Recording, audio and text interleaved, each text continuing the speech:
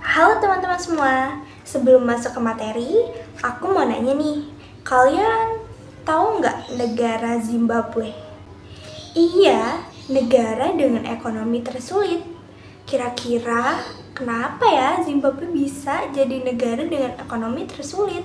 Oke, hal ini terjadi karena hiperinflasi. Pada awal tahun 2000-an, pemerintah Zimbabwe menghadapi krisis besar setelah kebijakan reformasi yang gagal.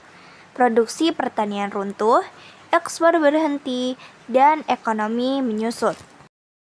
Bukannya memilih transformasi ekonomi, pemerintah justru memilih jalan pintas, yaitu dengan mencetak uang dengan jumlah yang masif untuk membayar gaji tentara, pegawai negeri, dan hutang luar negeri. Saya berpikir dengan memilih jalan tersebut, ekonomi akan bangkit dan stabil. Namun justru sebaliknya. Untuk membeli sesuatu saja yang bahkan nilainya kecil, mereka butuh uang bergepok-gepok untuk membayarnya. Nah, sebelum tahu kasus ini, kalian pernah nggak nih berpikir untuk menyetak uang sendiri di rumah? Kan perekonomian jadi lebih terbantu. Tapi setelah kalian tahu dampaknya, jangan ya. Nanti ekonomi negara kita bisa hancur loh.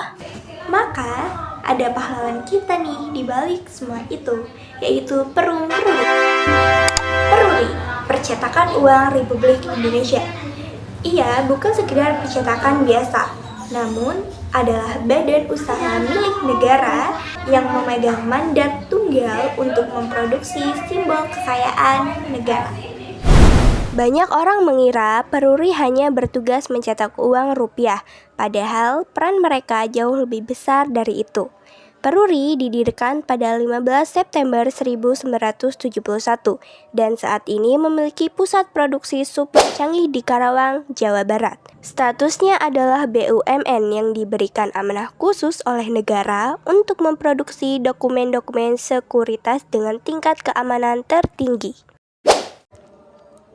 Berdasarkan hukum, Peruri memiliki tugas utama untuk mencetak 5 dokumen sekuritas negara. Yang pertama, uang rupiah. Baik uang kertas maupun logam yang kita gunakan setiap hari bekerja sama dengan Bank Indonesia.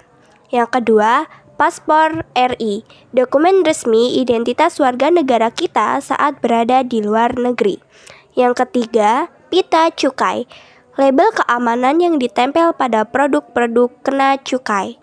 Yang keempat, materai fisik, yang biasa kita gunakan untuk keabsahan hukum sebuah dokumen.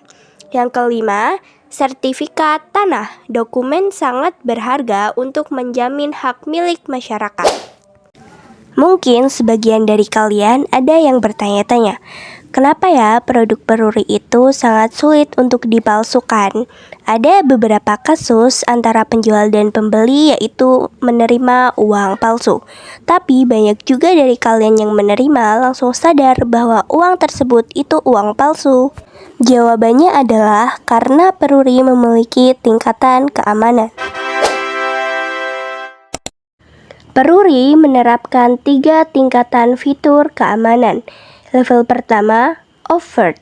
Ini yang bisa kita lihat langsung. Contohnya, tekstur kasar saat diraba, benang pengaman, atau tanda air watermark.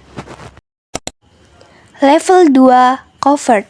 Hanya bisa dilihat kalau kita pakai alat bantu, seperti sinar UV atau kaca pembesar.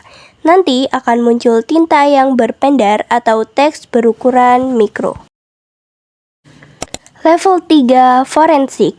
Ini rahasia tingkat tinggi, hanya bisa dideteksi oleh tim ahli di laboratorium khusus menggunakan formula kimia tertentu. Dari perbandingan ini, kita dapat menyimpulkan bahwa uang hanyalah alat tukar.